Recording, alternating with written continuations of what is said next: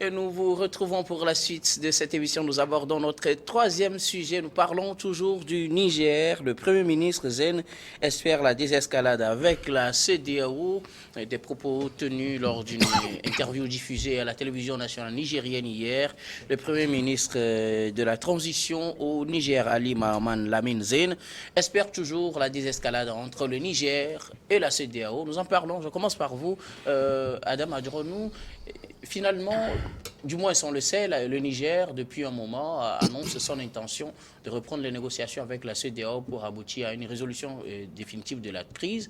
Est-ce qu'il y a des chances, parce qu'il le dit dans les jours à venir, qu'il espère que la situation se décante? Pensez-vous que dans les jours à venir, cela puisse être fait? Vous savez, en fait, pour finir à ce que nous avions dit tantôt, en ce qui concerne donc l'intervention de toutes ces puissances-là au niveau du Niger, mais il y a un principe que nous oublions, qui est un principe diplomatique, le principe de subsidiarité. Aucune de ces nations ne peut arriver sans focaliser son attention sur ce que la CEDEAO décide. Puisque c'est pourquoi l'ONU même a retenu cette subdivision au niveau du monde entier pour permettre à ce qu'on puisse donc avoir cette désescalade-là.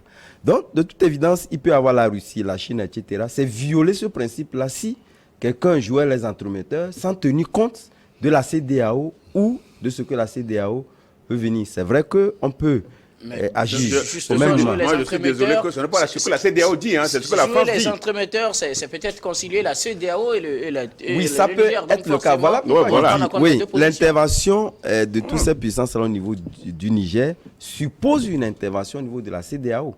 Aller jouer donc ces entraînements au niveau de la CEDEAO. Parce que tant que la CEDEAO serait campée sur ses positions, aucune nation ne viendra faire le contraire.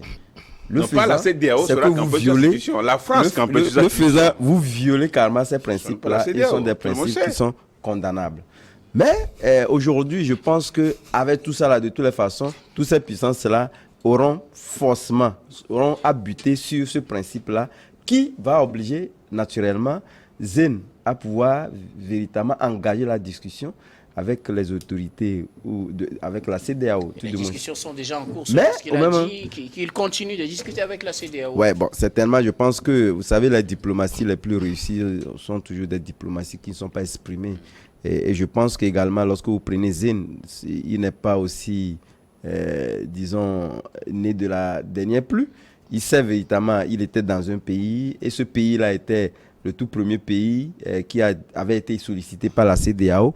Il passerait également par cette personnalité, je veux parler du président tchadien, pour convaincre un peu les chefs, certains chefs d'État qui sont hostiles, disons, à maintenir les poussistes au pouvoir. Mais je pense que au-delà de ça, carrément, parce que lorsque nous voyons que lorsque les jours passent, nous voyons également que beaucoup ne sont plus campés tellement sur leur position rigide comme ce que nous avons connu par le passé. Le temps a agi sur ce qu'a pensé les uns les autres, parce que Bazoum n'a pas été président après un mois et quelques, mais le pays vit, personne n'est mort. Et je pense que quelque part, si on changeait, on tournait la page Bazoum, le Niger continuera par vivre.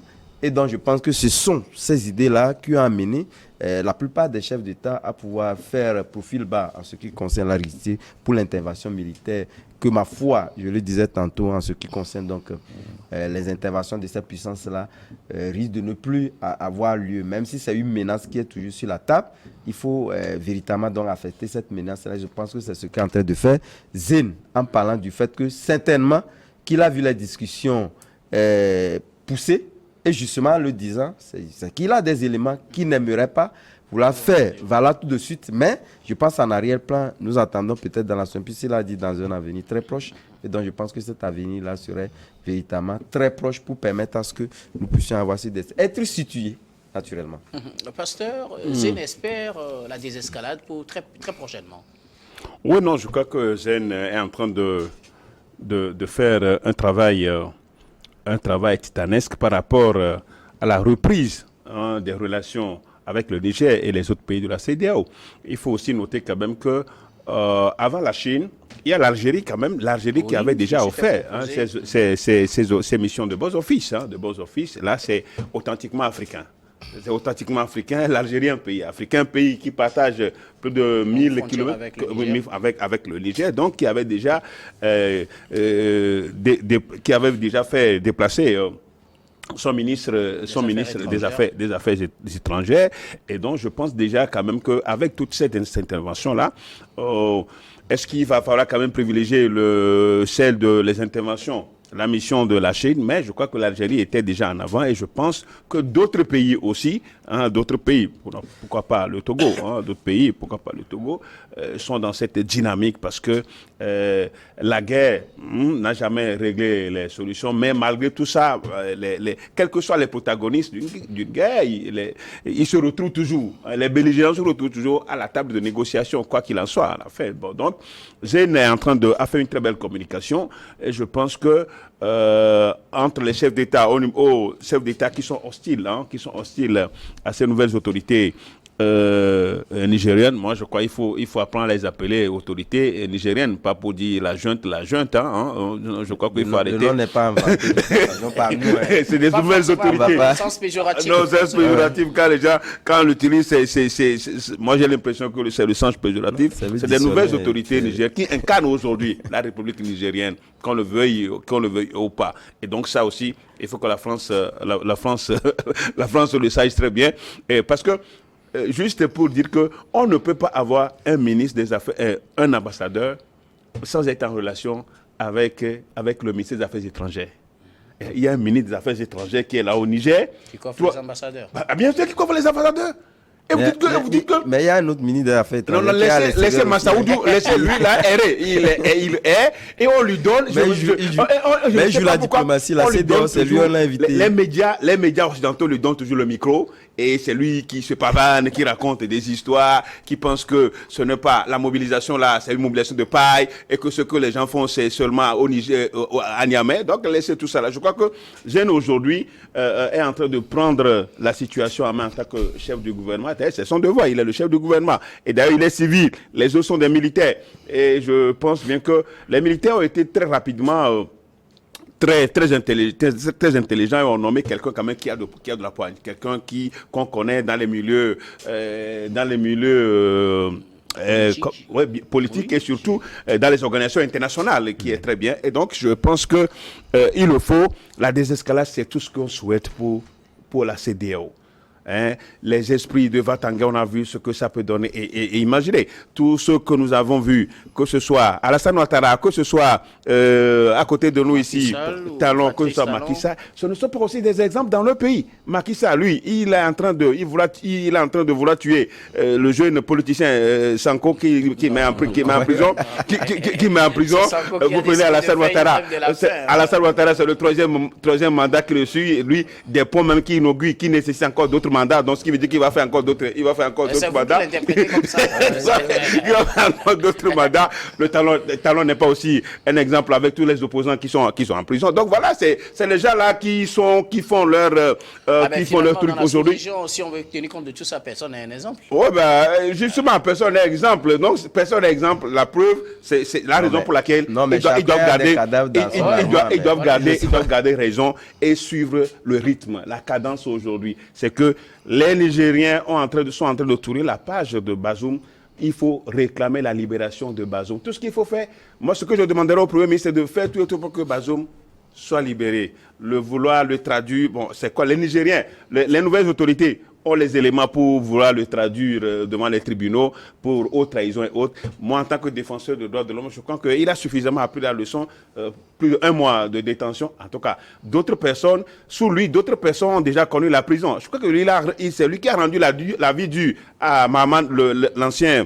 À Mamadou, c'est ça, non? Oui. L'ancien premier, un homme, vraiment, cet homme-là, je l'aime. C'est un politicien vraiment de taille. Je l'admire, je pense qu'aujourd'hui, c'est la désescalade. Ça fera du bien à nous tous si on optait pour la désescalade. Et je pense que la CEDEAO aujourd'hui est très... Je ne vais pas dire qu'elle est affaiblie, je ne veux pas appeler le mot affaibli. Mais la CEDEAO aujourd'hui, c'est que la posture de Vatanga ne peut plus marcher, il faut la diplomatie. Et je crois que les autorités nigériennes sont aujourd'hui ouvertes à cette négociation. Donc il faut profiter pour la paix dans notre espace. L'Afrique aux Africains. Credo, Zéne veut obtenir peut-être la désescalade dans les jours à venir? Est-ce que les conditions sont apparemment réunies pour lui? Non, je crois qu'il est sur un terrain laborieux. Ce qu'il est en train de poser comme acte, ou bien sa communication, sa dernière communication, trahit le fait qu'il y a déjà des couloirs de discussion entre le Niger et la CEDEAO pour arriver à trouver une solution. Donc aujourd'hui, nous devons être conscients que le coup d'État est déjà consommé. Donc il ne sera plus question de rétablir un ordre constitutionnel, de ramener Bazoum. Donc les militaires qui sont au pouvoir aujourd'hui l'ont déjà dit, et ils l'ont même dit, selon les confidences du médiateur de la CEDEAO, l'ancien président nigérian, Abdul Salami, je crois. Donc, ils lui ont dit qu'en fait, ils ne pensent pas, en échangeant, en dialoguant avec la CEDEAO, inscrire même ce point à l'ordre du jour. Donc, c'est dire que l'épopée de Bazoum est déjà derrière nous. Donc, son épopée est terminée. Maintenant, le Niger, c'est maintenant que les autorités militaires du Niger prennent conscience. Au début, c'est vrai, ils ont eu le soutien du Mali, des corps habillés du Mali, du Burkina, de la Guinée. La Guinée n'a pas mobilisé la Guinée, le soutien, mais pas pour intervenir militairement. Pas pour intervenir militairement, mais c'est beaucoup plus le Mali et le Burkina qui étaient prêts même à aller au front si la CEDEAO mettait en exécution sa menace d'intervention. Donc on a vu qu'ils ont compris, je suppose qu'ils ont compris que la CEDEAO est également un creuset d'expression, de valorisation pour le Niger et que le Niger ne peut rien faire, ne peut pas dire qu'il va sortir de l'espace CEDEAO et puis se suffire à lui-même. Donc là, c'est là où le Premier ministre du Niger de l'heure a compris, parce que c'est un monsieur qui a tellement fait les relations internationales qu'il sait que les grandes décisions ne se prennent pas sur les plateaux des télés, des radios ou bien dans les masses populaires.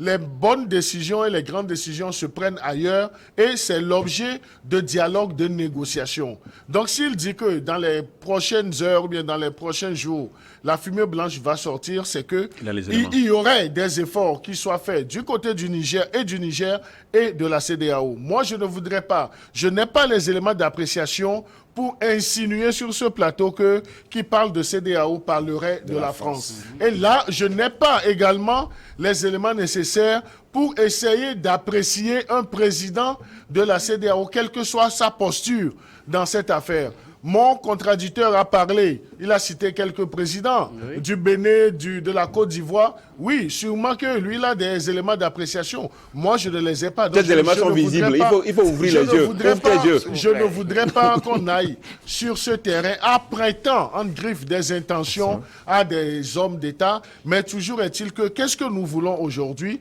Nous voulons le bien, nous voulons la stabilité, nous voulons la paix. Et nous souhaitons tous ces mots, M-O-T-S, pas M-A-U-X. Donc nous voulons que ces mots se réalisent pour le bonheur du peuple nigérien, pas des militaires qui ont fait le putsch, pas de ceux qui étaient au pouvoir, qui ont été laminés, qui ont été, disons, mis de côté, mais il faudrait penser au Niger, penser au peuple nigérien. Donc si l'action du gouvernement de M. Zen peut rapprocher les positions et qu'avec la CEDEAO, ils trouveront un terrain d'entente, donc c'est déjà bon. Parce que la posture de la CEDEAO aussi a évolué il y a 2 semaines environ. La CEDEAO n'est plus dans une posture de va-t-en-guerre. La CEDEAO a dit, lors d'une conférence de presse à Abuja, conférence de presse animée par le président de la commission de la CEDEAO, qu'ils s'inscrivent dans une logique de dialogue, de diplomatie. Donc ça, c'est déjà bon. Ce ne sont plus les premières déclarations de la CEDEAO dans les premières heures de ce putsch, mais il va falloir qu'au niveau des acteurs, des leaders de la société civile africaine, qu'ils fassent également bas la terre pour mieux comprendre les choses. Ce ne sont pas parce qu'il y a des intérêts aussi pour ces acteurs de la société civile qu'il faut mettre le feu à tout bout de champ. Donc on a intérêt que le Niger soit calme, soit apaisé. On a intérêt également que les désirs du peuple nigérien soient respectés. Alors, une dernière question, elle est à qui veut la prendre? C'est les différents scénarios possibles pour une désescalade. Non, je peux la reprendre si le pasteur insiste. Alors oui, vous y allez, pasteur. Oui, les différents scénarios possibles pour la désescalade, on va adopter une transition. Les putschistes avaient déjà proposé une transition de 3 ans, ce que la CEDEAO a carrément rejeté. Mais si on parle de désescalade, est-ce qu'on va arriver finalement à une transition? Naturellement. On va dégager les militaires et puis prendre un neutre pour la transition. Les militaires vont rester. Comment vous pensez qu'on va arriver à une transition? La transition a déjà commencé. La transition a déjà commencé. Vous pensez que ce sera une logique, dans la même logique que les mêmes militaires? Oui, la transition a déjà commencé. Maintenant, il faut quand même couper le poids en deux. Ils ont dit 3 ans. 3 ans, ce qui pourrait être de trop. Dans les rumeurs circulent qu'au niveau de la CEDEAO, on parlerait de 9 mois. Ce que la CEDEAO a démenti d'ailleurs. La CEDEAO a démenti parce que le président nigérien faisait juste une comparaison au temps des temps de putsch du Nigeria où on a fait 9 mois pour pouvoir régler la situation. Donc c'est une comparaison très intelligente qui vaut la peine. Maintenant, est-ce que ceux qui sont au pouvoir au Niger vont accepter ce temps aussi coût de transition? Personne ne saurait le dire. Bon, donc je pense quand même que il y a déjà des situations, des relations de distance favorables par rapport à cette transition. La transition a déjà commencé. Donc il faut que la CEDEAO et les autres appuient cette transition pour qu'elle débouche rapidement sur l'organisation des élections libres et démocratiques et transparentes, et que les autorités civiles puissent revenir au pouvoir Niger. Et il faut savoir aussi, quand nous parlons de la démocratie démocratiquement élue, on ne peut pas être démocratiquement élu et que laisser les populations dans la misère, dans la pauvreté. Donc la démocratie est censée apporter du bonheur aux populations, et je pense que c'est ce que nous devons comprendre en Afrique pour ne pas faire du pouvoir un désir éternel de vie. Credo, la différence scénario possible, peut-être, selon vous, transition conduite par les militaires avec un premier ministre civil comme on le voit, transition carrément où on balaye tous les militaires, on amène d'autres personnes, ou carrément il n'y a pas de transition, on ramène Bazoum? Non, je crois que la troisième option, il faut se dire la vérité. Le plan de Bazoum de retour au pouvoir, donc il faut écarter. Donc il reste 2 postures, 2 positions qui soient possibles, mais la transition ne peut pas se faire sans les militaires. Donc on va mettre les deux ensemble, les militaires donc civils. Donc on va essayer de faire une certaine misture, une certaine fusion, où on va définir les rôles de tout un chacun, de chaque entité de décision. Donc on va définir clairement les rôles. Parce que les militaires qui ont pris le pouvoir au Niger ne vont pas se faire harakiri en débarrassant totalement le plancher. Ils ne sont pas dans... Parce qu'eux aussi, ils ont déjà pris goût au pouvoir, hein. Disons-nous la vérité. Ça fait, même si vous avez 1 heure de gestion du pouvoir d'État, vous saurez quelque chose. Et nous avons vu comment le pasteur Edokomi a géré son mouvement. Comment est-ce qu'il s'est fait réélire? Ça, c'est au niveau le plus bas associatif. On a vu comment il a organisé son AG. Il a eu le courage de l'organiser aussi. Nous avons suivi comment il a fait. Donc, c'est dire qu'au sommet de l'État, si tu arrives même à jouir du pouvoir pendant 1 heure de temps, donc c'est difficile de se départir si on n'a pas ce courage, cette force. Donc aujourd'hui, on ne peut pas dire. Les militaires du Niger qui ont fait le coup d'État à Bazoum ont fait toute une litanie, ils ont reproché des choses, donc on doit les mettre aussi à contribution. Mais il faut trouver le juste milieu pour qu'on privilégie l'intérêt du peuple nigérien. C'est la possible, quelques mots? Vous savez, entre la réalité et les ambitions, tout relève des défis. Aujourd'hui, les défis de la CEDEAO, c'est de ne pas souscrire à la dévolution du pouvoir par les armes. Mais également, le défi également du Niger ou pratiquement des nouvelles autorités, c'est justement également de couper avec un autre, mais qui est un peu mitigé. Parce que je me dis, lorsque vous prenez le pouvoir aujourd'hui dans le pays, il suffit vraiment de brandir la carte de la France et directement vous êtes galvanisé par la population. Donc sur cet aspect, ce n'est pas clair, mais c'est ce que ces autorités-là veulent nous faire croire. Mais donc je pense à l'avenir, les scénarios possibles, c'est que est-ce que la CEDEAO va mordre la tentation de pouvoir souscrire carrément la dévolution du pouvoir par les armes, d'une part en acceptant qu'on aille en transition, nous ne le savons pas encore, mais tout porte à croire que... C'est céder à cette tentation. Non, je crois que tout est... Ouais, bon, de toute évidence, ce que moi je pense, peut-être, mais ce qui serait difficile, on ne peut pas demander aux poussies de quitter les affaires et que le pays soit dirigé seulement par le Premier ministre. C'est ce que peut-être la CEDEAO aurait bien voulu pour carrément mettre la barrière entre la dévolution de ce pouvoir-là par les armes et l'ordre constitutionnel établi qui, à mon avis, n'arriverait pas. Ok, et nous allons marquer une nouvelle pause, puis on retrouve tout de suite pour la dernière partie de cette émission.